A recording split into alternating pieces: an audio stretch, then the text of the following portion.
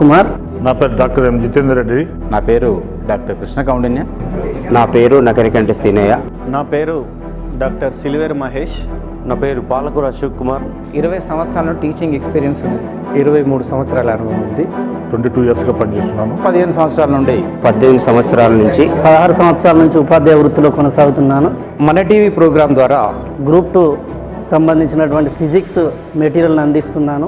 Indian పాలిటీని చెప్తాను. భారతదేశ చరిత్ర, కెమిస్ట్రీ నుంచి తెలంగాణ సాహిత్యం, సంస్కృతి, ఇండియన్ పాలిటీ, మీ ముందుకు తెలంగాణ ఉద్యమాన్ని పరిచయం చేసే ప్రయత్నం చేస్తాను. స్పెషల్ గ్రూప్ 2కి సంబంధించిన ఇండియన్ ఎకానమీ పార్ట్, తెలంగాణ చరిత్ర సంస్కృతిని, జనరల్ సైన్స్, పర్యావరణ అంశాలు, సైన్స్ అండ్ టెక్నాలజీ అవసరమైనటువంటి అన్ని అంశాలను మీకు బోధించి అత్యంత సులభంగా ఎక్కువ మార్కులు తీసుకునే అవకాశం ఉంది. మన టీవీ ద్వారా టీఎస్ పిఎస్సి గ్రూప్ 2 అభ్యర్థులకు అత్యుత్తమ అధ్యాపకులచే శిక్షణా తరగతులను ఏర్పాటు చేసింది తెలంగాణ ప్రభుత్వం. మీ గ్రూప్ 2 లక్ష్యాన్ని సులభతరం చేస్తుంది మన టీవీ.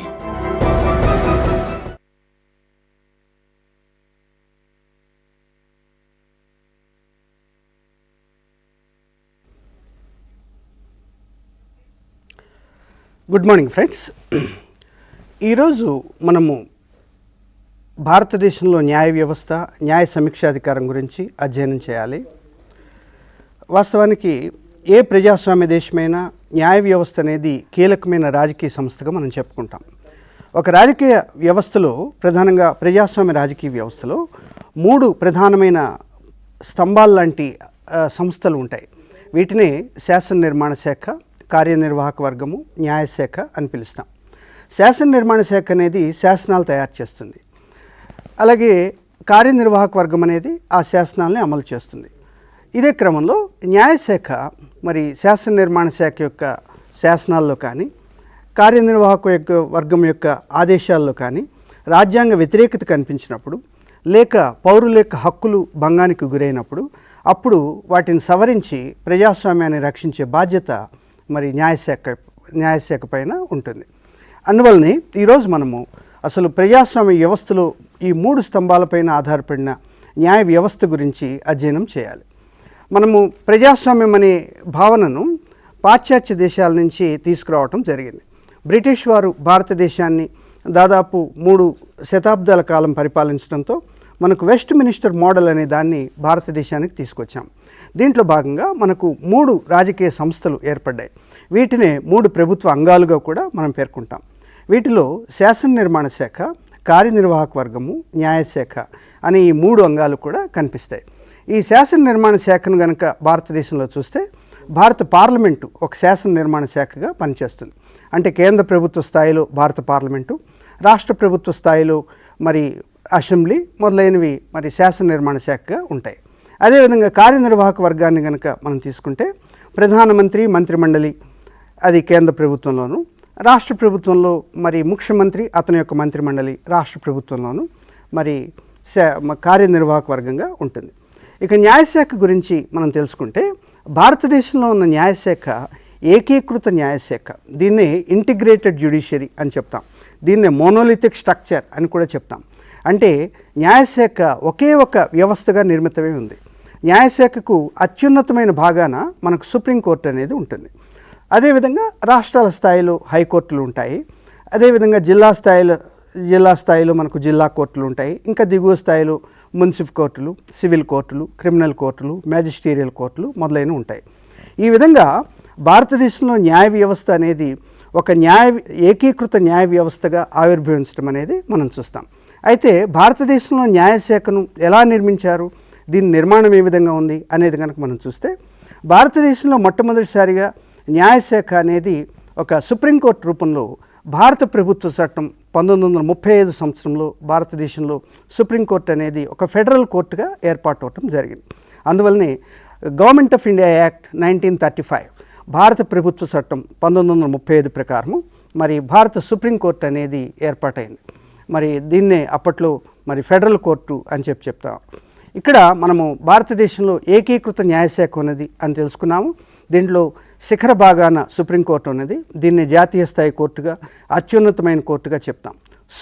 సుప్రీం అంటే అత్యున్నత కోర్టుగా చెప్తాం. అలాగే రాష్ట్ర స్థాయిలో హైకోర్టు ఉన్నది. దిగువ స్థాయిలో ఇతర న్యాయస్థానాలు ఉన్నాయి. మనం ఇంతకుముందుగానే చెప్పుకున్నట్లుగా జిల్లా స్థాయిలో జిల్లా కోర్టులు, అదేవిధంగా ఇంకా దిగువ స్థాయిలో మున్సిపల్ కోర్టులు మొదలైనవన్నీ కూడా ఉండటం అనేది జరిగింది.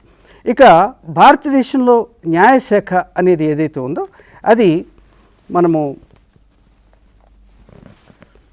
భారతదేశంలో మరి సుప్రీంకోర్టు అనేది మరి స్వాతంత్రానంతరము జనవరి 28, 1950 సంవత్సరంలో దీన్ని ప్రారంభించడం అనేది జరిగింది. ఈ సుప్రీంకోర్టు అనేది మరి స్వాతంత్రం వచ్చిన తర్వాత, రాజ్యాంగం అమల్లోకి వచ్చిన తర్వాత మొట్టమొదటిసారిగా జనవరి 28, 1950 సంవత్సరంలో ఏర్పాటు చేశారు. అప్పట్లో దీంట్లో 8 మంది న్యాయమూర్తులు అనేవారు ఉండేవారు. అట్లాగే ఇది భారత సుప్రీంకోర్టు యొక్క చరిత్రను కనుక మనం ఒకసారి బ్రీఫ్గా చూస్తే, భారత ప్రభుత్వ చట్టం 1935లో దీన్ని ఫెడరల్ కోర్ట్ ఆఫ్ ఇండియా అని పిలిచేవారు. ఫెడరల్ కోర్ట్ ఆఫ్ ఇండియా అంటే కేంద్ర ప్రభుత్వానికి రాష్ట్ర ప్రభుత్వానికి మధ్య ఏమైనా వివాదాలు వస్తే పరిష్కరించే విధంగా మరి ఫెడరేషన్ అనే పదాన్ని ఉపయోగించడం జరిగింది. ఇక్కడ ఫెడరల్ కోర్ట్ ఆఫ్ ఇండియా అనే సంస్థగా మరి సుప్రీంకోర్టు అనే దాన్ని 1935 సంవత్సరంలో ఏర్పాటు చేయటం అనేది జరిగింది. అదేవిధంగా మరి ఫెడరల్ కోర్టు అప్పట్లో తీర్పులు చెప్తే అది మరి సుప్రీంకోర్టుగా ఉండేది కాదు. దానిపైన ఆ తీర్పులపైన కూడా మరి బ్రిటిష్ ప్రీవీ కౌన్సిల్కు అప్పులు చేసుకునే అధికారం ఉండేది. అందువల్లనే దాన్ని సుప్రీంకోర్టు అని పిలిచేవారు కాదు. ఎందువల్లంటే దానికంటే పైన బ్రిటిష్ ప్రీవీ కౌన్సిల్ ఉండేది. ఆ కౌన్సిల్కి మరి ఫెడరల్ కోర్టు తీర్పులపైన అప్పీల్ చేసుకునే అధికారం అనేది ప్రజలకు ఉండేది. కాబట్టి దీన్ని మరి ఫెడరల్ కోర్టు అని మాత్రమే వ్యవహరించేవారు. దీనిపైన బ్రిటిష్ ప్రీవీ కౌన్సిల్ అనేది ఉండేది. ఇదంతా కూడా వలసవాద రాజ్యంలో, వలస పరిపాలనలో బ్రిటిష్ వారు భారతదేశానికి సమకూర్చిన ఒక రాజకీయ వ్యవస్థగా మనం చెప్పుకుంటాం. ఇక మనం ఇంతకుముందే చెప్పుకున్నట్లుగా భారతదేశంలో సుప్రీంకోర్టు అనేది జనవరి 28వ తేదీ 1950 సంవత్సరంలో ఏర్పడింది. ఇప్పుడు ప్రస్తుతము సుప్రీంకోర్టులో 31 మంది న్యాయమూర్తులు ఉన్నారు. వీరిలో ప్రధాన న్యాయమూర్తితో సహా మరి 31 మంది న్యాయమూర్తులు అనేవారు ఇప్పుడు ఉన్నారు. అయితే న్యాయమూర్తుల సంఖ్య ఎంత ఉన్నది అనేది మరి కాలానుగుణంగా మారుతూ వచ్చింది. మొట్టమొదట్లో అది 8 మంది మాత్రమే దీంట్లో ఉండేవారు. మరి 2008 వరకు మరి ఈ సంఖ్య 26గా ఉండేది. 2009లో ఈ సంఖ్యను 31కి పెంచడం అనేది జరిగింది. అంటే స్వాతంత్రం వచ్చిన కొత్తలో, రాజ్యాంగం అమల్లోకి వచ్చిన కొత్తలో 8 మందిగా ఉన్న సంఖ్య ఆ తర్వాత మళ్ళీ కొంతకాలానికి పెరుగుతూ వచ్చింది. ఈ విధంగా మరి 2009 సంవత్సరానికి 26కు జరిగింది. మరి 2009 సంవత్సరంలో ఈ సంఖ్యను 31కి పెంచడం జరిగింది. ఈ విధంగా మనకు ప్రారంభంలో మరి సుప్రీంకోర్టులో ప్రధాన న్యాయమూర్తితో సహా 8 మంది న్యాయమూర్తులు మాత్రమే ఉండేవారు అనేది మనం తెలుసుకోవాలి. ఇక భారత పార్లమెంటు సుప్రీంకోర్టు న్యాయమూర్తుల యొక్క సంఖ్యను పెంచే అధికారం కలిగి ఉంది. భారత పార్లమెంటు యొక్క అనుమతితో సుప్రీంకోర్టు న్యాయమూర్తుల సంఖ్యను పెంచవచ్చు. నిజానికి సుప్రీంకోర్టులో పనిభారం ఎక్కువగా ఉన్నప్పుడు కొద్దిమంది అడ్హాక్ న్యాయమూర్తులను కూడా నియమించుకునే పద్ధతి కూడా ఉన్నది. కానీ 1956 సంవత్సరంలో భారతదేశంలో సుప్రీంకోర్టు న్యాయమూర్తుల సంఖ్య 10కి పెరిగింది. ఆ తర్వాత 1960 సంవత్సరంలో ఇది 13కి పెరిగింది. 1977 సంవత్సరంలో 17కి పెరిగింది. 1986లో ఇది 25కి పెరిగింది. ఇక మనం ఇంతకుముందే చెప్పుకున్నట్లుగా మరి 2009 సంవత్సరంలో మరి ఈ సంఖ్యను 31కి పెంచడం అనేది జరిగింది. ఈ విధంగా భారత సుప్రీంకోర్టు యొక్క న్యాయమూర్తుల సంఖ్య అనేది పార్లమెంటు యొక్క చట్టానికి అనుగుణంగా ఆ సంఖ్య పెరుగుతూ వచ్చింది అని చెప్తాం. నిజానికి మనము భారత పార్లమెంటు ఈ సంఖ్యను ఎందుకు పెంచింది అనేది కనుక ఒకసారి పరిశీలిస్తే, మనము యూరోపియన్ కంట్రీస్లో కానీ మరి పాశ్చాత్య దేశాల్లో కానీ మరి పౌరుల సంఖ్యకు న్యాయమూర్తుల సంఖ్యకు మధ్య 1:10 lakhs అనే నిష్పత్తి ఒకటి ఉంది. 1 మిలియన్ జనాభాకు ఒక న్యాయమూర్తి ఉండాలి అనే నిష్పత్తి ఉన్నది. భారతదేశంలో ఆ నిష్పత్తికి తగినంతగా న్యాయమూర్తులు లేకపోయినప్పటికీ కూడా మన దేశంలో మరి న్యాయమూర్తుల కొరత ఎక్కువగా ఉన్నది. సుప్రీంకోర్టులో ఎన్నో పెండింగ్ కేసులు అనేవి ఉన్నాయి. దాన్ని దృష్టిలో పెట్టుకుని సుప్రీంకోర్టులో న్యాయమూర్తుల సంఖ్యను కాలానుగుణంగా పెంచుకోవటం అనేది జరిగింది. వాస్తవానికి ఇది ప్రారంభంలో 8 మంది మాత్రమే న్యాయమూర్తులుగా ఉన్న సంఖ్య ఆ తర్వాత 10కి పెరగటము, ఆ తర్వాత 13కి పెరగటము, ఆ తర్వాత 17కి పెరగటము, ఆ తర్వాత 25కి పెరగటము, ఆ తర్వాత మరి 31కి పెరగటం అనేది, ఈ సంఖ్య అనేది నిరంతరం పెరుగుతూ రావటం అనేది మనం చూస్తాం.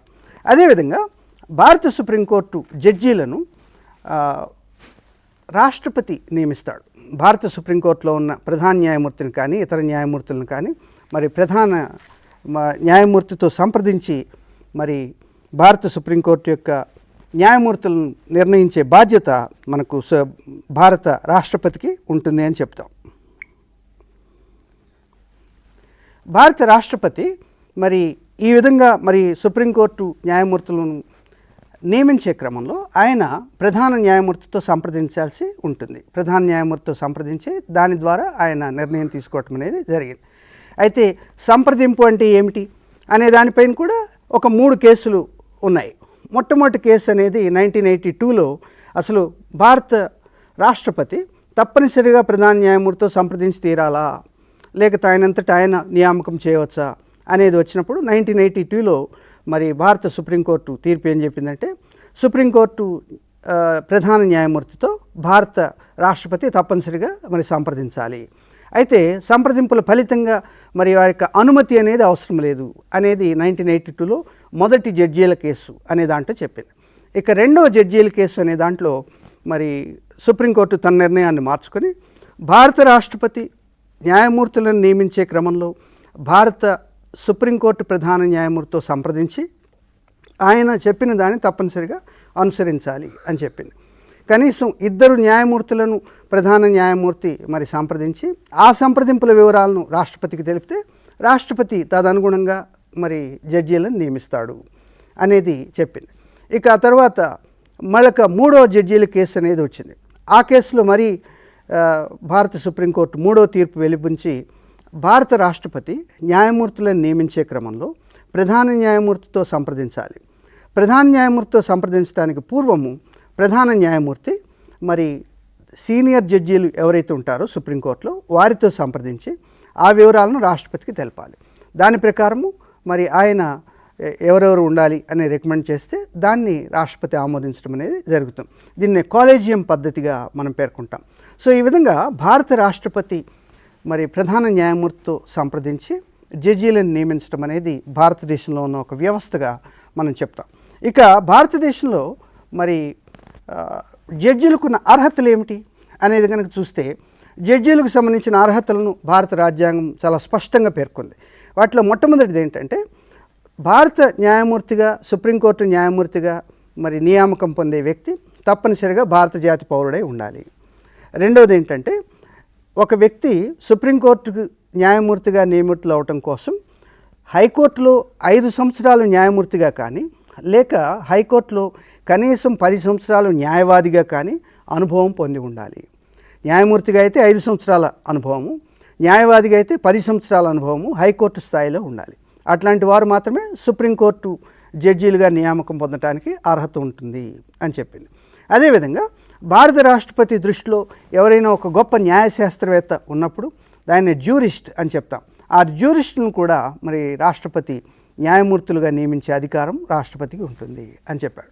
సో ఈ విధంగా భారత సుప్రీంకోర్టు న్యాయమూర్తులుగా ఎవరైతే అపాయింట్ అవుతారో వారికి ఒక నిర్దిష్టమైన అర్హతలేని వాటిని మనకు భారత రాజ్యాంగం అనేది చాలా స్పష్టంగా పేర్కొనటం అనేది మనం చూస్తాం.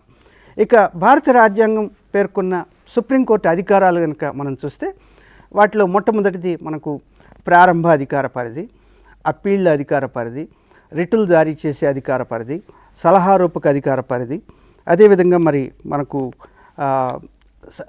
కోర్ట్ ఆఫ్ రికార్డ్స్ అనేది, అదేవిధంగా మనకు న్యాయ సమీక్ష అధికారము, ఇవన్నీ కూడా భారత సుప్రీంకోర్టుకు ఉండే అధికారాలుగా మనం పేర్కొంటాం.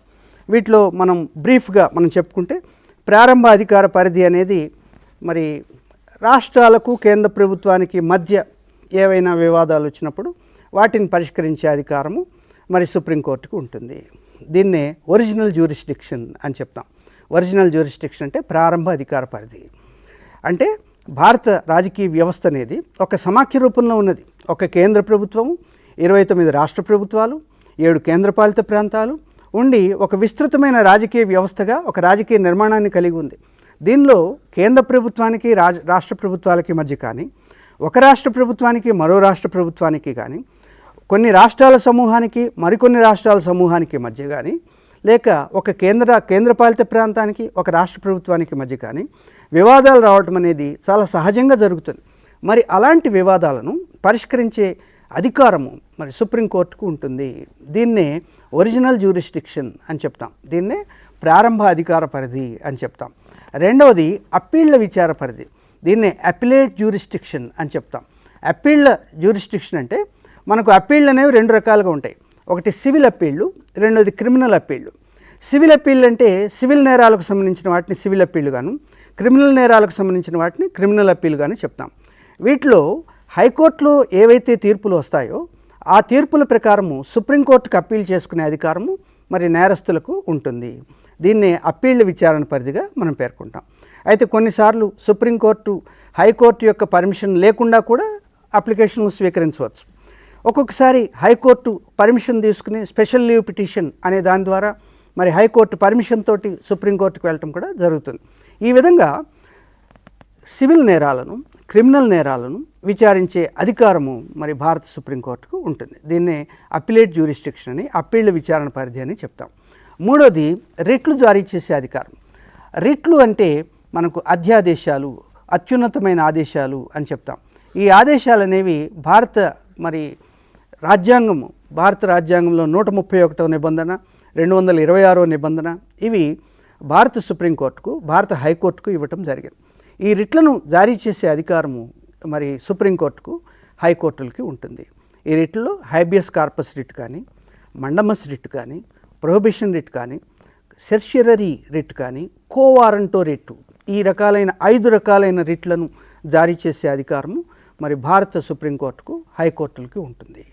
ఈ రిట్లను కనుక మనం ఒక్కసారి వివరంగా బ్రీఫ్గా తెలుసుకోవాలంటే, హైబియస్ కార్పస్ రిట్ అనేది ఒక వ్యక్తి అక్రమ నిర్బంధంలో ఉన్నప్పుడు అతనిని విడుదల చేయమని, లేకపోతే అతని విడుదలకు అవకాశాలు కల్పించమని మరి కార్యనిర్వాహక వర్గానికి మరి సుప్రీంకోర్టు జారీ చేసే ఆదేశం ఏదైతే ఉందో దాన్ని హైబియస్ కార్పస్ రిట్టు అని చెప్తాం. అంటే అక్రమ నిర్బంధానికి గురైన వ్యక్తిని దగ్గరలో ఉన్న న్యాయస్థానంలో హాజరుపరచమని కానీ, లేక విడుదల చేయమని కానీ జారీ చేసే రిట్ ఏదైతే ఉందో దాన్ని హైబియస్ కార్పస్ రిట్గా చెప్తాం. రెండవది మండమస్ రిట్. మండమస్ రిట్ అంటే ఒక ప్రభుత్వ అధికారి తన బాధ్యతలను సరిగా నిర్వహించక ఇతరుల యొక్క పౌరుల యొక్క హక్కులకు భంగం కలిగించినప్పుడు అతని బాధ్యతలను నిర్వహించమని ఆదేశిస్తూ సుప్రీంకోర్టు జారీ చేసే ఆదేశం ఏదైతే ఉంటుందో దాన్నే మండమస్ రిట్టు అని చెప్తాం. మూడోది ప్రొహిబిషన్ రిట్. ప్రొహిబిషన్ రిట్ అంటే దిగువలో ఉన్న న్యాయస్థానాలు, జిల్లా కోర్టులు కానీ, తాలూకా కోర్టులు కానీ, లేక ఇతర కిందనున్న దిగువ స్థాయి న్యాయస్థానాలు కానీ తమ పరిధిలో లేని అంశాన్ని తాను విచారిస్తున్నప్పుడు వాటికి విచారించే అధికారం లేదు, ఆ విచారించే అధికారం మీకు లేదు అని చెప్పి సుప్రీంకోర్టు జారీ చేసే ప్రొహిబిషన్ అనే రిట్ అనేది ఒకటి ఉంటుంది. అదేవిధంగా సెర్షియరీ రిట్ అనేది ఉన్నది. ఈ సెర్షియరీ రిట్ ప్రకారము మరి దిగువ స్థాయి కోర్టులు ఒక న్యాయస్థానం నుంచి మరొక న్యాయస్థానానికి మరి కేసును బదిలీ చేయమని ఆదేశిస్తూ మరి సుప్రీంకోర్టు జారీ చేసే రిట్ ఏదైతే ఉందో దాన్ని సెర్షియరీ రిట్ అని చెప్తాం. అలాగే ఐదవది కోవారంటో రిట్. కోవారంటో రిట్ అంటే అర్హతలు లేని ఒక వ్యక్తి ఒక ప్రభుత్వ ఉద్యోగం కానీ, లేక ప్రభుత్వంలో ఉన్న ఒక అధికార పదవి కానీ చేపట్టినప్పుడు అతనికి ఆ ఉద్యోగము లేదా ఆ పదవికి అర్హత లేదని ప్రకటించి అతన్ని అనర్హుడిగా ప్రకటించే రిట్ ఏదైతే ఉందో, ఆ ఆదేశం ఏదైతే ఉందో దాన్ని కోవారంటో రిట్ అని చెప్తాం. ఈ విధంగా ఈ 5 రకాలైన రిట్లు అనేవి ఏవైతే ఉన్నాయో ఇవి భారత సుప్రీంకోర్టుకు, హైకోర్టులకు మరి రాజ్యాంగం ప్రసాదించిన ఒక గొప్ప అధికారాలుగా మనం చెప్తాం. ఈ రిట్ల ఆధారంగా ప్రజల యొక్క ప్రాథమిక హక్కులను కాపాడటం అనేది భారత సుప్రీంకోర్టు తప్పనిసరిగా చేస్తూ ఉంటుంది. దీన్ని రిట్లు జారీ చేసే అధికారంగా మనం చెప్తాం. ఇక 4వది సలహా రూపక అధికార పరిధి. సలహా రూపక అధికార పరిధి అంటే కేంద్ర ప్రభుత్వము భారత రాష్ట్రపతి ద్వారా ఏదైనా సలహా అడిగినప్పుడు భారత రాజ్యాంగంలోని 143వ నిబంధన ద్వారా మరి కేంద్ర ప్రభుత్వానికి, రాష్ట్రపతికి సలహా ఇచ్చే అధికారము భారత సుప్రీంకోర్టుకు ఉంటుంది. దీన్నే సలహా రూపక అధికార పరిధిగా చెప్తాం. అదేవిధంగా court of record. Court of record అంటే సుప్రీంకోర్టు ఏవైతే తీర్పులను వెలిబుస్తుందో ఆ తీర్పులను రికార్డు చేస్తారు. రికార్డు చేసి అవే తీర్పులను ఉదహరిస్తూ దిగువ న్యాయస్థానాలు తీర్పులు చెప్పవలసి ఉంటుంది. అంటే ఒక తీర్పు ఒక సుప్రీంకోర్టు చెప్పింది అంటే అది ఒక పెద్ద ఉదాహరణగా మారుతుంది, అది ఒక పెద్ద ఆదర్శంగా మారుతుంది. ఆ ఆదర్శాన్ని, ఆ ఉదాహరణను దృష్టిలో పెట్టుకుని దేశంలో ఉన్న దిగువ న్యాయస్థానాలు కానీ, అదేవిధంగా భవిష్యత్తులో సుప్రీంకోర్టు మరొక తీర్పులో చెప్పడం కానీ ఈ కేసులను మాటిమాటికి ఉటంకించడం అనేది జరుగుతూ ఉంటుంది. దీన్నే కోర్ట్ ఆఫ్ రికార్డ్స్ అని చెప్తాం. ఇక చివరిగా న్యాయ సమీక్షాధికారం. న్యాయ సమీక్షాధికారం అనేది ఒక గొప్ప అధికారంగా మనం చెప్తాము. దీన్నే న్యాయ సమీక్షాధికార పరిధిగా మనం పేర్కొంటాం. ఈ న్యాయ సమీక్షాధికారం అనేది మరి అమెరికా రాజ్యాంగ వ్యవస్థ నుంచి భారత రాజ్యాంగానికి స్వీకరించడం అనేది జరిగింది. నిజానికి ఆధునిక యుగంలో భారతదేశంలో మరి రాజ్యాంగము అనేక దేశాల నుంచి అనేక అంశాలను స్వీకరించడం జరిగింది.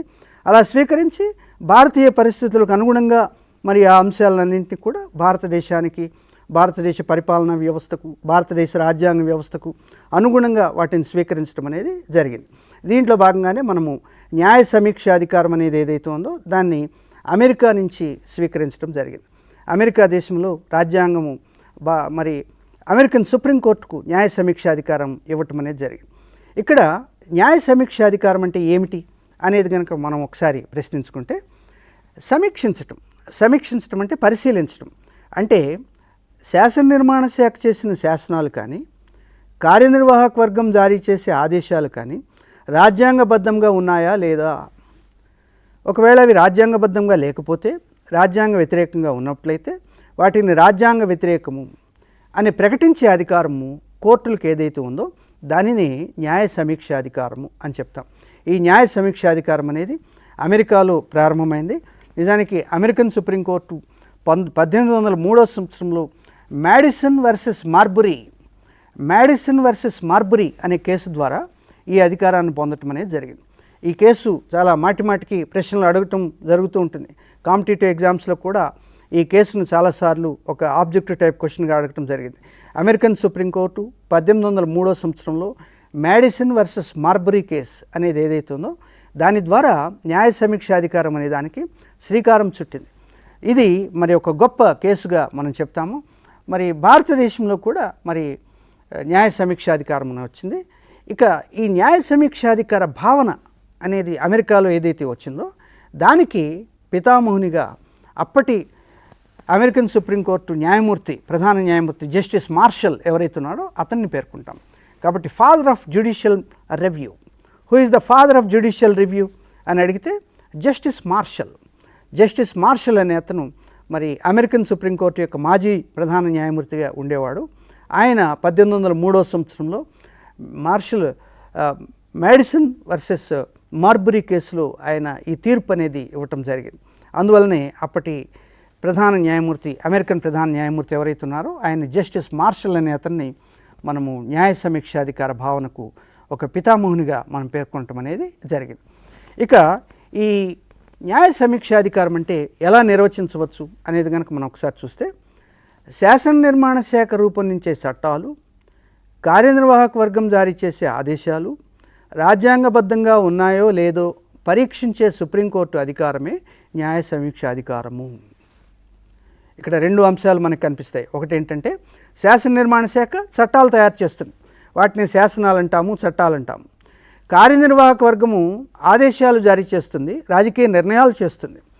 అందువలన శాసన నిర్మాణ శాఖ తయారు చేసే చట్టాలు కానీ, కార్యనిర్వాహక వర్గం జారీ చేసే ఆదేశాలు, నిర్ణయాలు కానీ రాజ్యాంగబద్ధంగా ఉన్నాయా లేదా అని పరీక్షించే అధికారం ఏదైతే ఉందో దానినే మనము సుప్రీంకోర్టు యొక్క న్యాయ సమీక్షాధికారంగా మనం పేర్కొంటాం.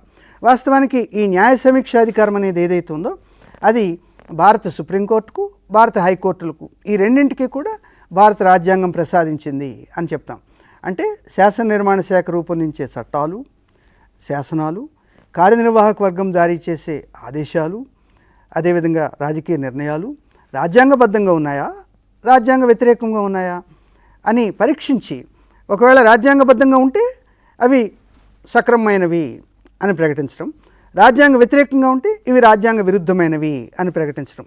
ఈ విధంగా చట్టాలను, శాసనాలను, ఆదేశాలను, నిర్ణయాలను పరీక్షించి వాటి యొక్క రాజ్యాంగబద్ధతను పరీక్షించటము, సమీక్షించటం ఏదైతే ఉందో దానినే న్యాయ సమీక్షాధికారము అని చెప్తాం. ఈ న్యాయ సమీక్షాధికారం అనేది మరి ఉపయోగించి వివిధ చట్టాలు, వివిధ శాసనాలు, అదేవిధంగా మరి రాజ్యాంగబద్ధమైన కార్యనిర్వాహక వర్గం యొక్క ఆదేశాలు, రాజకీయ నిర్ణయాలు అవి కనుక రాజ్యాంగబద్ధంగా లేనప్పుడు వాటిని రాజ్యాంగ వ్యతిరేకంగా ప్రకటించి రద్దు చేసే అధికారం సుప్రీంకోర్టుకు ఉంటుంది. అంటే శాసనాలను రద్దు చేసే అధికారం సుప్రీంకోర్టుకు ఉంది, మరి కార్యనిర్వాహక వర్గం యొక్క ఆదేశాలను రద్దు చేసే అధికారము సుప్రీంకోర్టుకు ఉంటుంది. ఈ విధంగా రాజ్యాంగబద్ధమైనప్పుడు మాత్రమే అవి సక్రమంగా ఉన్నాయి అని చెప్తుంది. ఒకవేళ రాజ్యాంగ వ్యతిరేకంగా ఉన్నప్పుడు వాటిని రద్దు చేసే అధికారము సుప్రీంకోర్టుకు ఉంటుంది.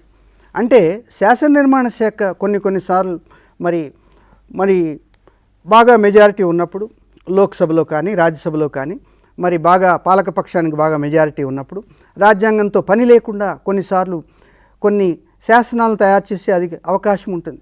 అప్పుడు రాజ్యాంగబద్ధంగా ఉన్నాయా లేదా అని ఎవరు పరిశీలించాలి?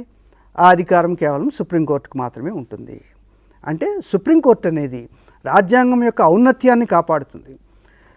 దేశంలో రూపొందే చట్టాలు, శాసనాలు, ఆదేశాలు, నిర్ణయాలు మొదలైనవన్నీ కూడా రాజ్యాంగానికి అనుగుణంగా మాత్రమే ఉండాలి, రాజ్యాంగానికి వ్యతిరేకంగా ఉండరాదు అని సుప్రీంకోర్టు పేర్కొంటుంది. ఒకవేళ ఈ చట్టాలు, శాసనాలు కానీ కార్యనిర్వాహక వర్గం జారీ చేసే ఆదేశాలు, నిర్ణయాలు కానీ రాజ్యాంగ వ్యతిరేకంగా ఉన్నప్పుడు వాటిని రద్దు చేసే అధికారము, రాజ్యాంగ వ్యతిరేకంగా ఉన్నాయని ప్రకటించే అధికారము సుప్రీంకోర్టుకు ఉంటుంది. ఈ విధంగా వాటి అమలును కూడా అడ్డుకునే అధికారము సుప్రీంకోర్టుకు ఉంటుంది. దీన్నే సుప్రీంకోర్టు యొక్క న్యాయ సమీక్ష అధికారంగా, ఒక సర్వోన్నతమైన అధికారంగా మనం పేర్కొంటాం. ఇక్కడ భారత రాజ్యాంగము న్యాయ సమీక్ష అధికారాన్ని భారత సుప్రీంకోర్టుకు, హైకోర్టులకు ప్రసాదించడం అనేది మనం చూస్తాం. వాస్తవానికి భారత రాజ్యాంగాన్ని నిర్మించిన డాక్టర్ బిఆర్ అంబేద్కర్ అమెరికాలో చదువుకున్నాడు. అమెరికాలోని కొలంబియా విశ్వవిద్యాలయంలో చదువుకున్నాడు. ఆయన అమెరికా యొక్క రాజకీయ వ్యవస్థను చాలా దగ్గర నుంచి పరిశీలించాడు. దానితోటి అమెరికన్ సుప్రీంకోర్టుకు ఉన్న అధికారాలు ఏవైతున్నాయో వాటిని భారత సుప్రీంకోర్టు కూడా ప్రసాదించాలి అన్న గొప్ప తలంపు ఆయనకి రావటం అనేది చూస్తాం. అదేవిధంగా భారత సుప్రీంకోర్టుకి ఏ అధికారాలు ఉండాలి అని రాజ్యాంగ సభలో గొప్ప చర్చ జరిగినప్పుడు దాంట్లో కేఎం మున్షి కానీ, అల్లాడి కృష్ణస్వామి అయ్యర్ కానీ, వరదరాజాచారి కానీ ఇట్లాంటి వారందరూ కూడా మరి భారత సుప్రీంకోర్టుకు, అమెరికన్ సుప్రీంకోర్టుకు దగ్గర పోలికలు ఉండే విధంగా మరి న్యాయ సమీక్షాధికారం అనేది ఉండాలి అని వారు పేర్కొనటం జరిగింది.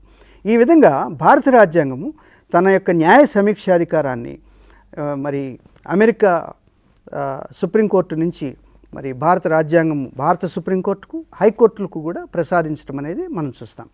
అంటే భారత సుప్రీంకోర్టుకు రాజ్యాంగంలోని మరి 131 నిబంధన మీద కానీ, అదేవిధంగా హైకోర్టులకు 226 నిబంధన ప్రకారం కానీ రిట్ ఆదేశాలని ఏవైతే జారీ చేశారో వాటికి కొనసాగింపుగా మరి సుప్రీంకోర్టుకు, హైకోర్టులకు మరి మరింత న్యాయ సమీక్షాధికారం అనేది ఈ ప్రసాదించడం అనేది మనం చూస్తాం. ఇది భారత సుప్రీంకోర్టుకు గల అత్యున్నత అధికారంగా మనం చెప్తాం. అసలు న్యాయ సమీక్షాధికారం అనేది ఎందుకు అవసరమవుతుంది అనేది కనుక మనం ఒక్కసారి ఆలోచిస్తే ఒక 3 సందర్భాల్లో మనం న్యాయ సమీక్షాధికారం అనేది అవసరమవుతుంది అని చెప్తాం. ఒకటేంటంటే సుప్రీంకోర్టు రాజ్యాంగం యొక్క సర్వోన్నత స్థాయిని పరిరక్షించాలి అంటే మరి న్యాయ సమీక్షాధికారం అనేది తప్పనిసరిగా ఉండాలి. రాజ్యాంగ సర్వోన్నత స్థాయిని పరిరక్షించడం అనే దానికి ఈ న్యాయ సమీక్షాధికారం అనేది తప్పనిసరిగా అవసరమవుతుంది. రెండోది, సమాఖ్య స్ఫూర్తికి అనుగుణంగా కేంద్ర ప్రభుత్వానికి, రాష్ట్ర ప్రభుత్వాలకు మధ్య అధికార సమతౌల్యం సమకూర్చడం కోసం ఈ న్యాయ సమీక్షాధికారం అనేది అవసరమవుతుంది. ఇక మూడోది, పౌరుల యొక్క ప్రాథమిక హక్కులు పరిరక్షించాలి అంటే న్యాయ సమీక్షాధికారం అనేది తప్పనిసరిగా అవసరమవుతుంది. ఈ విధంగా భారతదేశంలో న్యాయ సమీక్షాధికారం అనేది ఒకటి రాజ్యాంగం యొక్క సర్వోన్నత స్థాయిని పరిరక్షించడం కోసం, రెండోది సమాఖ్య స్ఫూర్తికి అనుగుణంగా కేంద్ర ప్రభుత్వాలకు, రాష్ట్ర ప్రభుత్వాలకు మధ్య మరి సమతౌల్యత అనేది సమకూర్చడం కోసం, భారత రాజ్యాంగం సమకూర్చిన ప్రాథమిక హక్కులు ఏవైతే ఉన్నాయో ఆ హక్కులను పౌరులు ఎలాంటి మరి అహేతుకమైన కట్టుదిట్టములు లేకుండా అనుభవించడం కోసం, స్వేచ్ఛను పొందటం కోసం మరి న్యాయ సమీక్షాధికారం అనేది తప్పనిసరిగా తోడ్పడుతుంది అని చెప్తాం. అందువల్లనే న్యాయ సమీక్షాధికారం అనేది రాజ్యాంగానికి ఒక ఆభరణం వంటిది, సుప్రీంకోర్టుకు ఒక ఆభరణం వంటిది. సుప్రీంకోర్టు ఈ అధికారాన్ని ఉపయోగించి రాజ్యాంగ విలువలను కాపాడుతుంది, రాజ్యాంగం యొక్క ఉన్నత స్థాయిని కాపాడుతుంది, రాజ్యాంగం యొక్క స్ఫూర్తిని కాపాడుతుంది, అదేవిధంగా సమాఖ్య స్ఫూర్తిని కాపాడుతుంది. ఈ సమాఖ్య స్ఫూర్తిని కాపాడటంలో భాగంగా కేంద్ర ప్రభుత్వానికి, రాష్ట్ర ప్రభుత్వాలకి మధ్య సమతౌల్యతను కాపాడుతుంది. అంతేకాకుండా మరి భారతదేశంలో నివసించే కోట్లాది మంది ప్రజలు ఎవరైతే ఉన్నారో వీరందరూ కూడా పౌరులు. ఈ పౌరుల యొక్క హక్కులను రక్షించడం అనేది కూడా మరి సుప్రీంకోర్టు మరి అది ఒక బాధ్యతగా స్వీకరిస్తుంది. ఈ బాధ్యతను స్వీకరించాలి అంటే తప్పనిసరిగా సుప్రీంకోర్టుకు న్యాయ సమీక్షాధికారం అనేది ఉండాలి. ఇక మనం భారతదేశంలో పౌరులు అనే కనుక తీసుకుంటే పౌరులు అనేవారు 2 రకాలుగా ఉంటారని చెప్తాం. ఒకటి, పౌరసత్వం అనేది సహజ పౌరసత్వం ద్వారా పొందినవారు సహజ పౌరులుగా మనం చెప్తాం. అదేవిధంగా ఇతర దేశాల నుంచి వచ్చి భారతదేశంలో స్థిరపడి ఇక్కడ పౌరసత్వం స్వీకరించిన వారిని స్వీకృత పౌరులుగా మనం చెప్తాం. ఈ విధంగా పౌరసత్వం అనేది న్యాచురల్ సిటిజన్షిప్, అక్వైర్డ్ సిటిజన్షిప్ అనే 2 రకాలుగా ఉంటుంది. ఈ 2 రకాల్లో ఏ విధంగా పౌరసత్వం లభించినప్పటికీ కూడా పౌరులకు మరి రాజ్యాంగంలోని 3వ భాగంలో 12వ నిబంధన నుంచి 35వ నిబంధన వరకు ఏవైతే ప్రాథమిక హక్కులు ఉన్నాయో ఆ హక్కులు అనేవి మరి తప్పనిసరిగా పౌరులకు లభిస్తాయి. సమానత్వపు హక్కు, స్వేచ్ఛ హక్కు, పీడనను దోపిడీని వ్యతిరేకించే హక్కు, మత స్వేచ్ఛ హక్కు, విద్యా సాంస్కృతికపరమైన హక్కులు, రాజ్యాంగ పరిహార హక్కు అనే హక్కులు ఏవైతే ఉన్నాయో వీటిని ప్రాథమిక హక్కులుగా మనం పేర్కొంటాం. ఈ హక్కులు లేకుండా మానవ జీవితం అనేది చాలా దుర్భరం అవుతుంది. అందువల్లనే ఈ ప్రాథమిక హక్కులను పరిరక్షించాలి అంటే తప్పనిసరిగా న్యాయ సమీక్షాధికారం అనేది అవసరమవుతుంది. అందువల్లనే న్యాయ సమీక్షాధికారం యొక్క ఆవశ్యకత ఒక 3 అంశాల రూపంలో మనం పేర్కొనవచ్చు. ఒకటి, రాజ్యాంగం యొక్క సర్వోన్నత స్థాయిని కాపాడటము, రాజ్యాంగం యొక్క గౌరవాన్ని కాపాడటము, రాజ్యాంగం యొక్క విలువలను కాపాడటము, రాజ్యాంగం యొక్క ఆదర్శాలను లక్ష్యాలను కాపాడటము, రాజ్యాంగం యొక్క సర్వోన్నత స్థాయిని పరిరక్షించడం అనేది మొదటి బాధ్యతగా మనం చెప్తాం.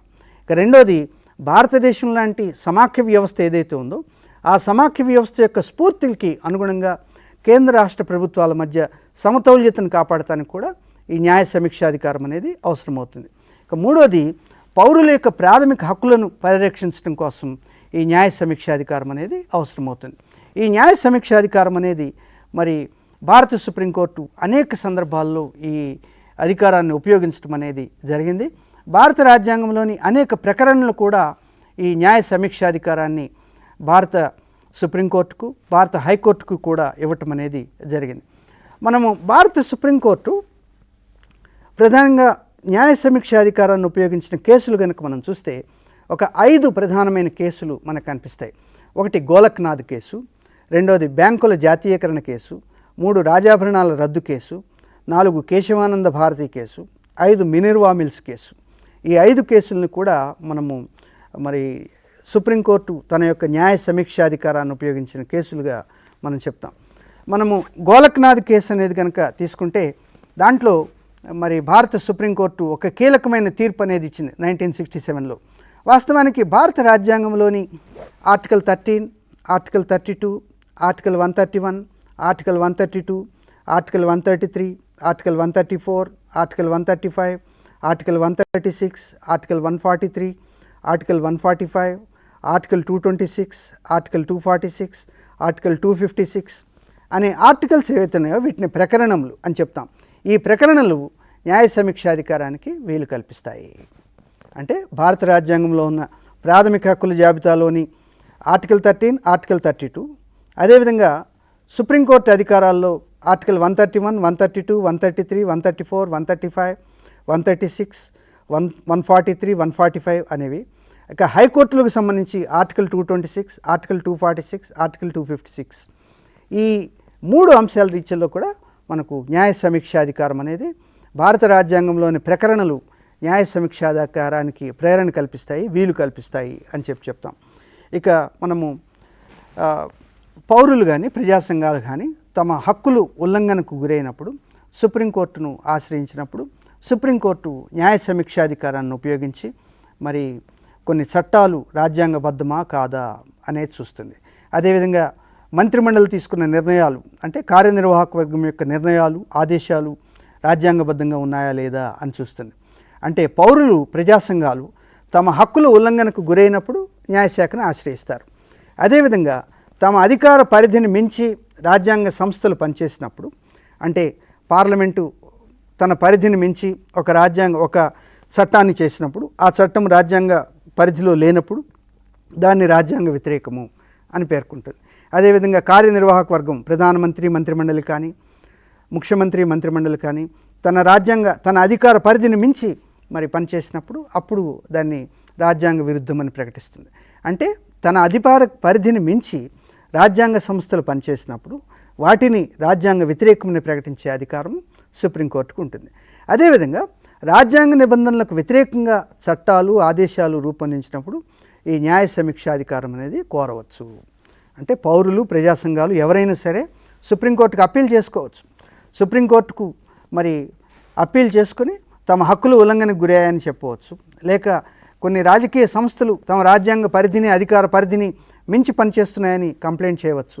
అదేవిధంగా కొన్ని చట్టాలు ఆదేశాలు తమ హక్కులను నీరు కారుస్తున్నాయని చెప్పి రాజ్యాంగ వ్యతిరేకంగా ఉన్నాయన్నప్పుడు మరి వారు కోర్టును ఆశ్రయించినప్పుడు ఈ కోర్టులు వాటిని సమీక్షించి వాటిని న్యాయ సమీక్షాధికారం అనేది చెప్పటం అనేది మనం చూస్తాం. ఇక మనము ఈ న్యాయ సమీక్షాధికారంలోనే మనము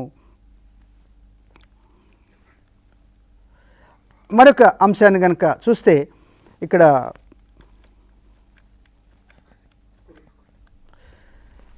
న్యాయ సమీక్షాధికారానికి సంబంధించి అనేక కేసులు అనేవి కూడా మనకు కనిపిస్తాయి. ఈ కేసుల్లో కనుక మనం చూస్తే మరి 1967 సంవత్సరంలో వచ్చిన గోలక్నాథ్ కేసు అనేది మనకు చాలా ప్రధానంగా కనిపిస్తుంది. ఇక్కడ మరి ఈ గోలక్నాథ్ కేసు అనేది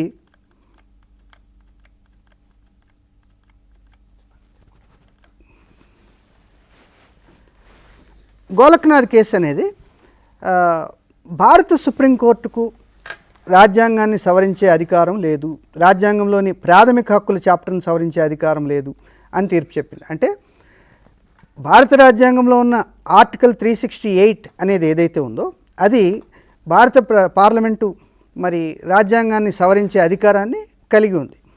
మరి అది భారత పార్లమెంటుకు అధికారాన్ని కల్పిస్తుంది. అయితే అధికారం ఉంది కదా అని రాజ్యాంగంలోని అన్ని భాగాలను సవరించే అధికారం పార్లమెంటుకు ఉండదు.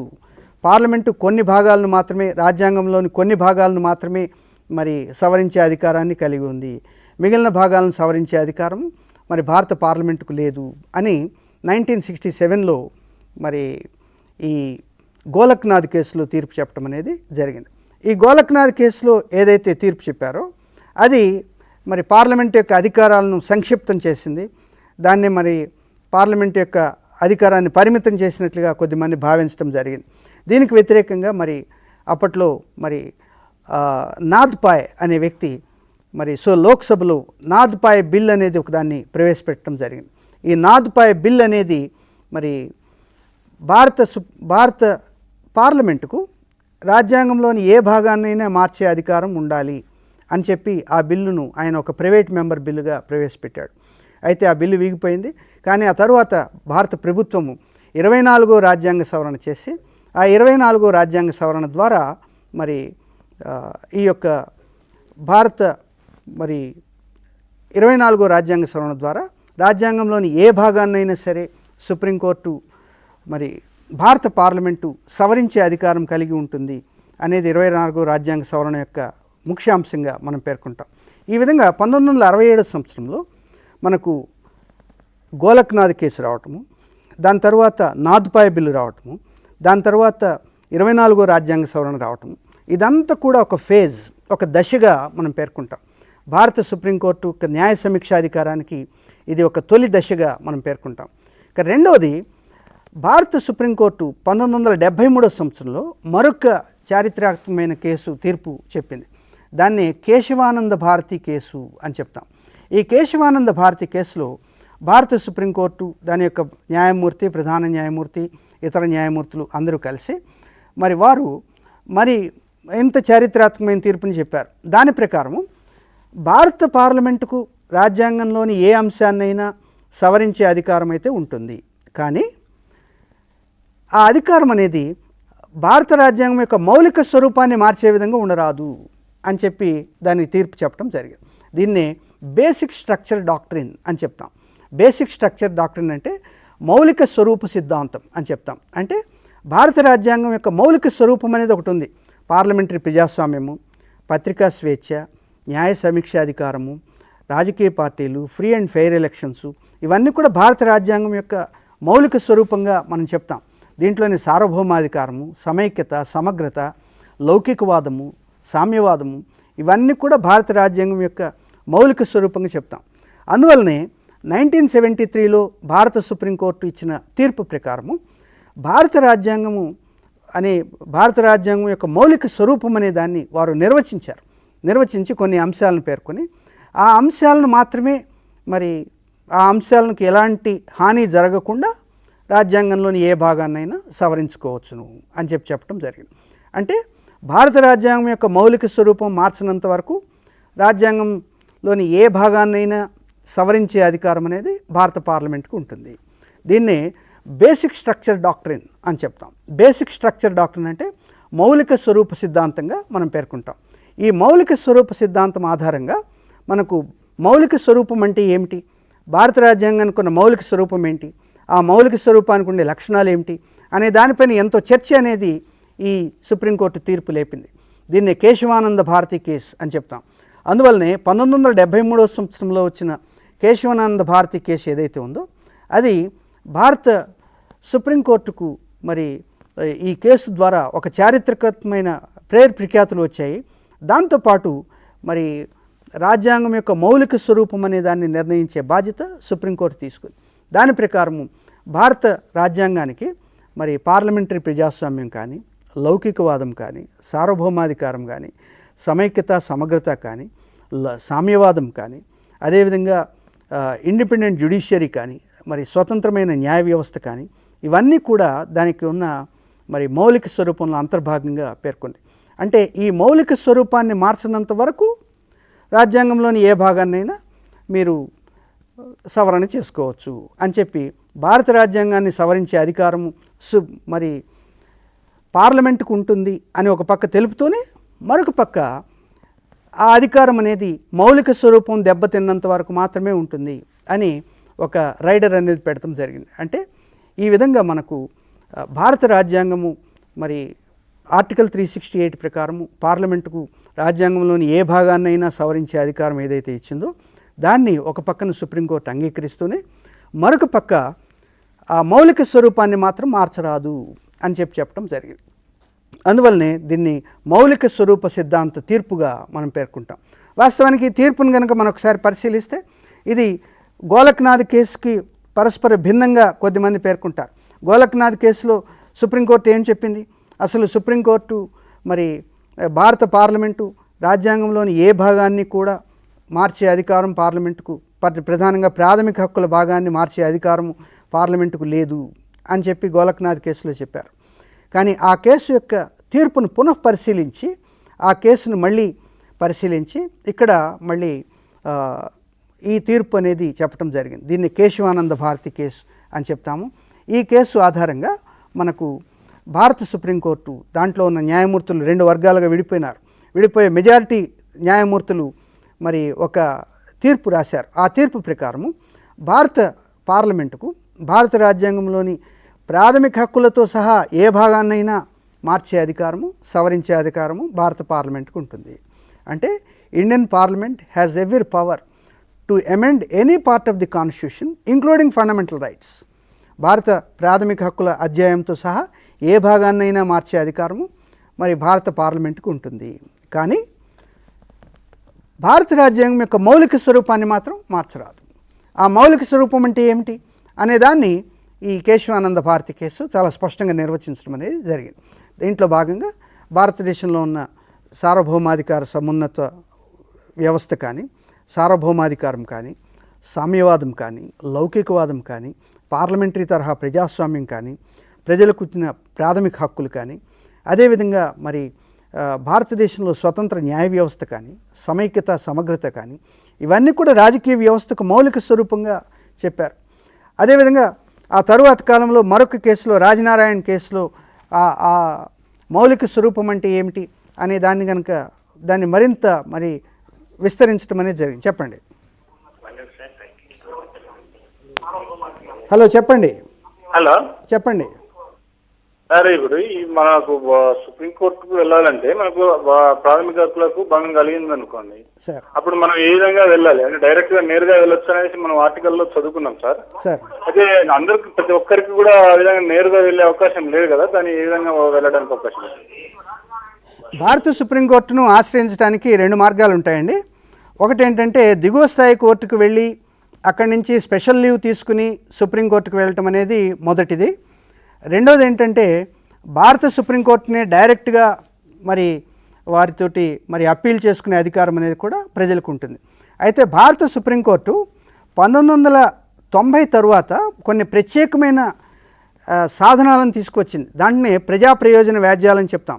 ప్రజా ప్రయోజనాల కింద ఒక సమూహపు ప్రజలు కనుక తమ హక్కులు కోల్పోయినప్పుడు వారు ఒక చిన్న పోస్ట్ కార్డు రాసినప్పటికీ కూడా దాన్ని నేను అప్పీలుగా స్వీకరిస్తాను అని సుప్రీంకోర్టు ప్రకటించింది. అంటే అదేవిధంగా కొన్ని సందర్భాల్లో సుప్రీంకోర్టే కేసులను టేకప్ చేయటం కూడా జరుగుతుంది. ఒక న్యూస్ పేపర్లో ఒక ఐటెం వచ్చినప్పుడు ఆ ఐటెంకి సంబంధించి పిటిషనర్లు అనేవారు ఎవరు వేయకపోయినప్పటికీ, పిటిషన్ వేయనప్పటికీ కూడా సుప్రీంకోర్టు ఆ న్యూస్ రిపోర్టు ఆధారంగా తనకు తానే విచారణ జరిపే అధికారం కూడా సుప్రీంకోర్టుకు ఉంటుంది. దాన్నే సూమోటో అధికారం అని చెప్తాం. సూమోటో అధికారం కింద మరి సుప్రీంకోర్టు మరి కొన్ని పిటిషన్లు తనంతట తానే ఎంకరేజ్ చేయటం అనేది జరుగుతుంది.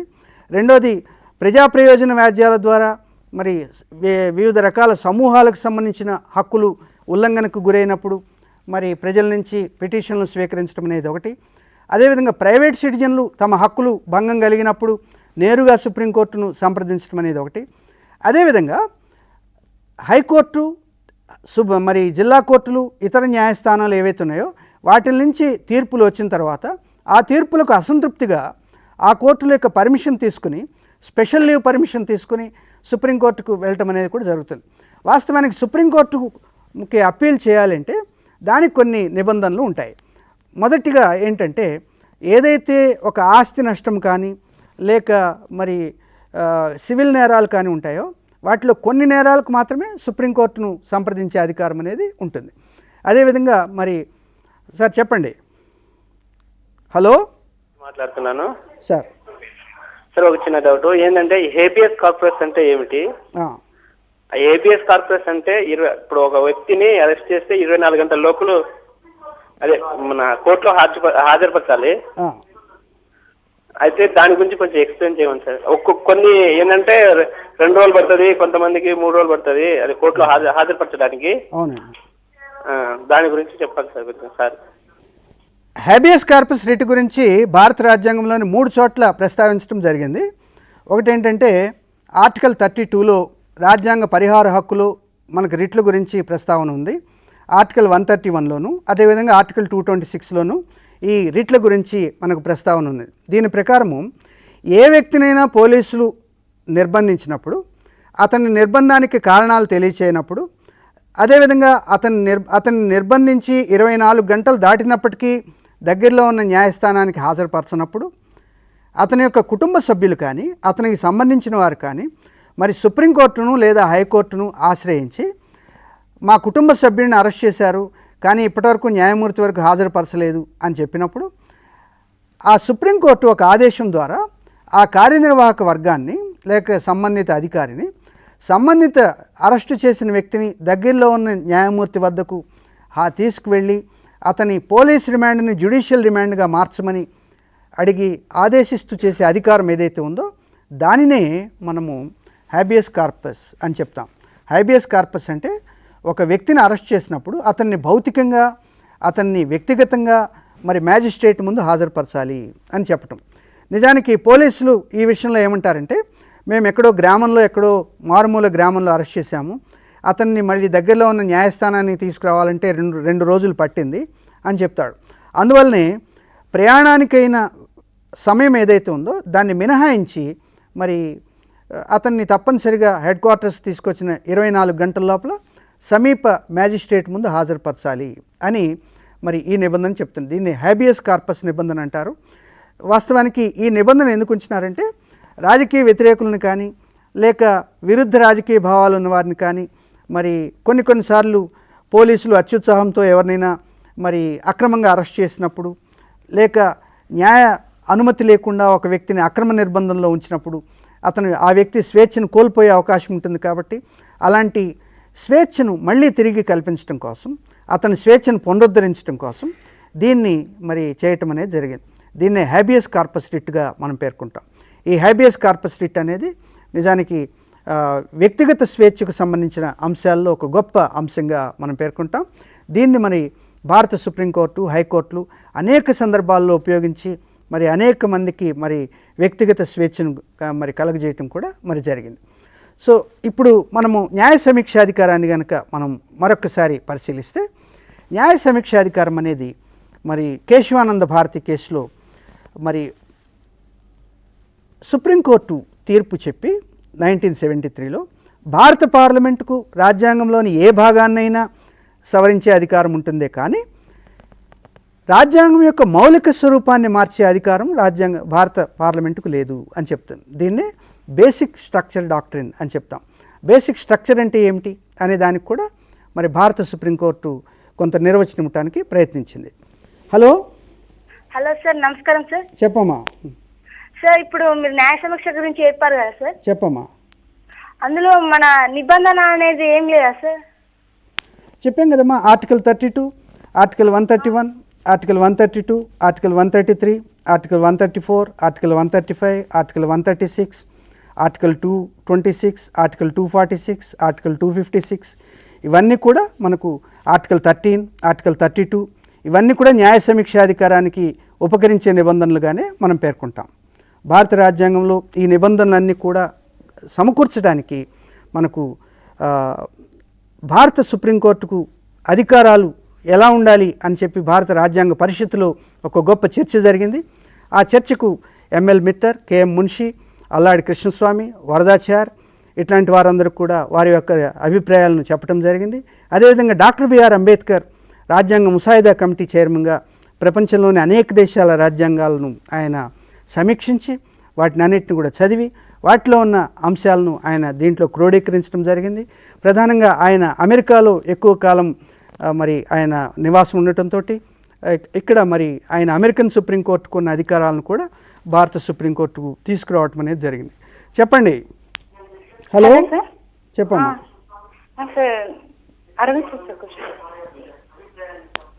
హలో.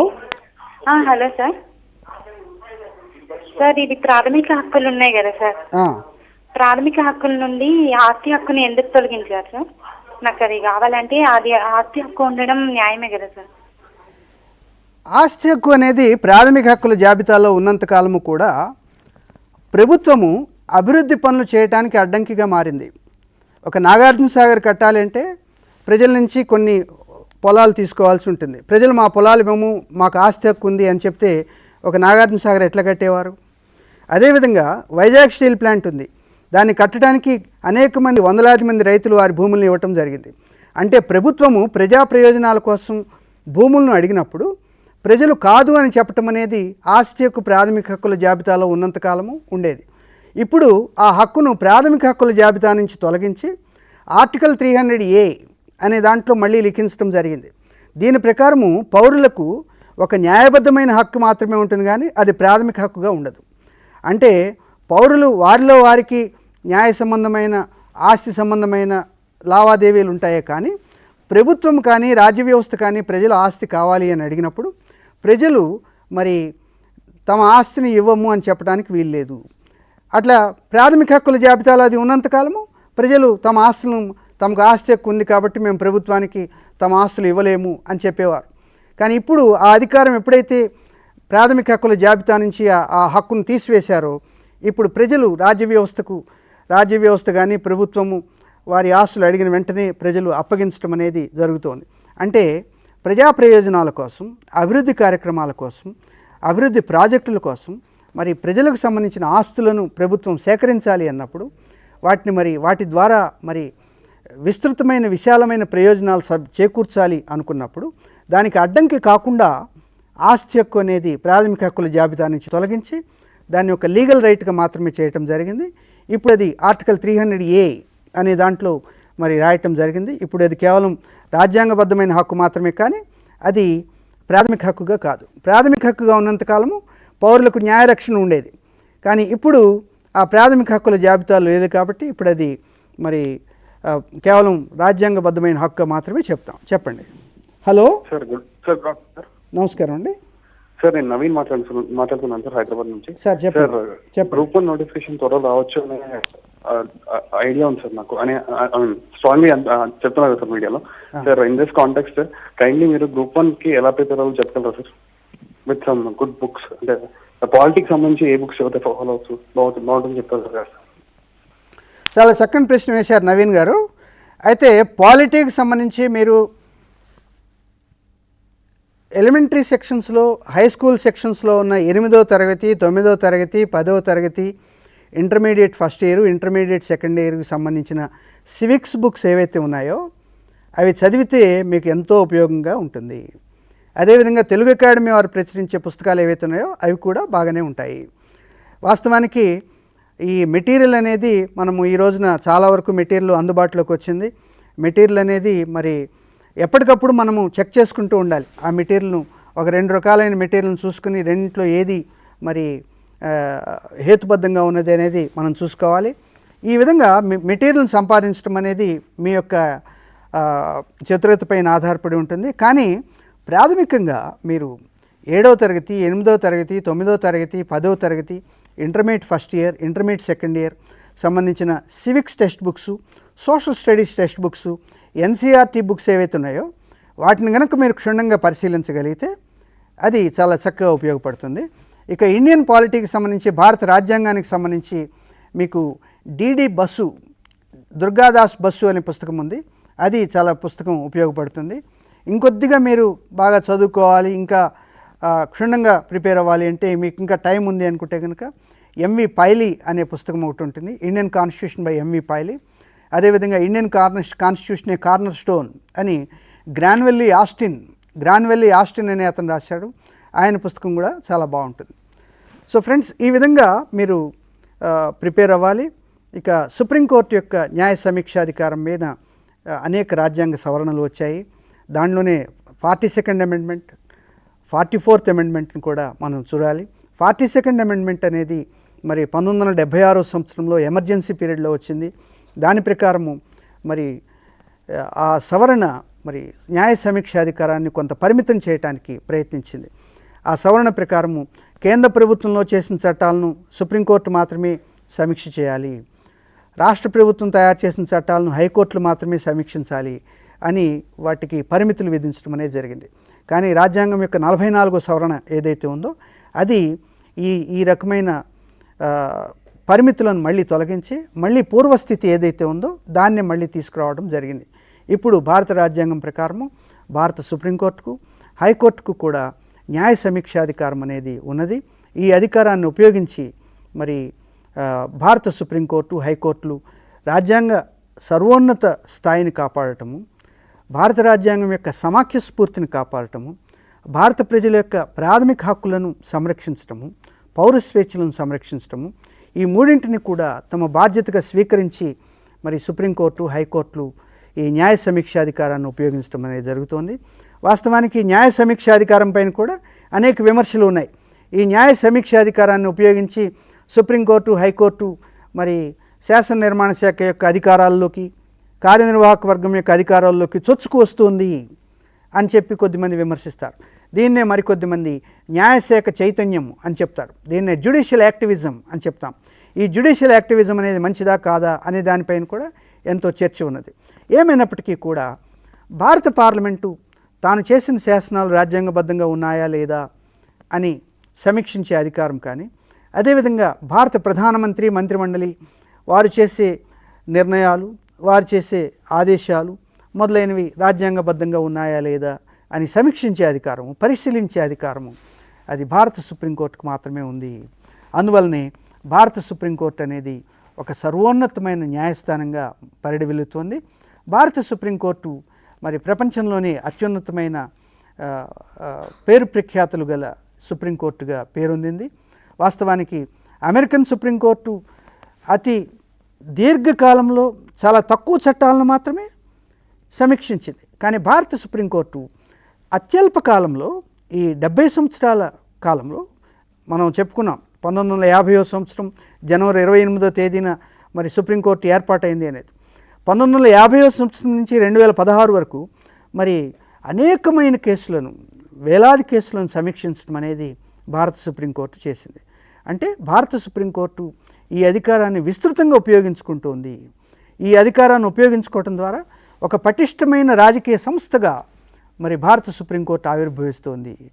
ఎప్పుడైతే రాజకీయ సంస్థలు పటిష్టంగా ఆవిర్భవిస్తాయో అప్పుడు ప్రజాస్వామ్యం పరిడవిల్లుతుంది, ప్రజలకు స్వేచ్ఛ లభిస్తుంది. దీన్ని అధికార విభజన సిద్ధాంతంలో కూడా పేర్కొనటం జరిగింది. శాసన నిర్మాణ శాఖ, కార్యనిర్వాహక వర్గము, న్యాయశాఖ ఈ మూడు కూడా వాటి యొక్క అధికార పరిధిని సర్వోన్నతంగా వినియోగించుకున్నప్పుడు ఒకదానిపై ఒకటి చెక్ చేసుకుంటూ ఉంటాము, పరిశీలించుకోవటం, మరి పరస్పరము నిరోధించుకోవటము చేసుకున్నప్పుడు మరి అప్పుడు అదుపు చేసుకోవటం అనేది ఏదైతే జరుగుతుందో అప్పుడు మాత్రమే ప్రజాస్వామ్యం అనేది అర్థవంతంగా జరుగుతుంది, ప్రజలకు స్వేచ్ఛ అనేది లభిస్తుంది. అందువలన రాజ్యాంగం యొక్క సర్వోన్నత విలువలను కాపాడటం కోసం, రాజ్యాంగం యొక్క సమాఖ్య స్ఫూర్తిని పరిరక్షించడం కోసం, పౌరుల యొక్క ప్రాథమిక హక్కులను రక్షించడం కోసం న్యాయ సమీక్షాధికారం అనేది తప్పనిసరిగా ఉండవలసిన అంశంగా మనం పేర్కొంటాం. ఈ న్యాయ సమీక్షాధికారం అనేది కూడా ఒక 4 దశలుగా కొద్దిమంది వివరించడం అనేది జరిగింది.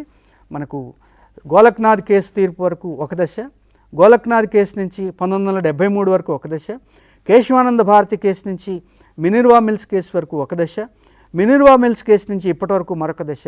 ఈ విధంగా 4 దశలుగా మరి సుప్రీంకోర్టు యొక్క న్యాయ సమీక్షాధికారం అనే దాన్ని మరి దశలుగా సుప్రీంకోర్టు మరి దాన్ని ఉపయోగించుకుంటూ రావటం అనేది జరిగింది. అందువల్లనే భారత సుప్రీంకోర్టుకు న్యాయ సమీక్షాధికారం అనేది ఒక గొప్ప ఆభరణంగా మనం పేర్కొనవచ్చు. Thank you friends.